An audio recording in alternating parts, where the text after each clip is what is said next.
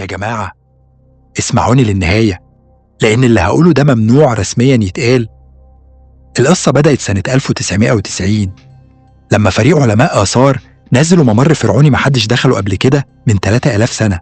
الجو كان حر، الممر ضلمة والتراب بيقع من السقف كأنه بيتنفس، وفجأة جهاز قياس الطاقة اللي معاهم اشتغل لوحده وابتدى يدي إشارات غريبة، إشارات فوق الطبيعية.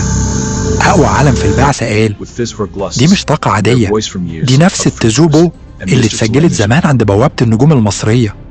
الرجالة اتجمدوا، ما كانش فيه أصوات إلا صوت جهاز الطاقة وهو بيقول إن قدامهم في نقطة كمية الفراعنة استخدموها زمان للعبور بين العوالم. وأول ما قربوا منها الحائط اتحرك لوحده، فتح زي باب لدرجة من الظلام، ولا واحد فيهم قدر يحدد نهايته. بس الغريب كاميرات البعثة سجلت إن الضوء جوه ما كانش بينعكس، كأنه بيتم امتصاصه، وده معناه إن المكان اللي قدامهم مش مكان أصلا. وهنا اختفى علم من الفريق في لحظة، اختفى قدام الكاميرا من غير صوت، من غير ما يسيب حتى ظل.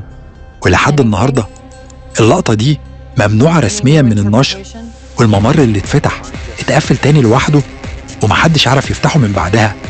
والسؤال اللي محدش قادر يجاوب عليه هو دخل فين؟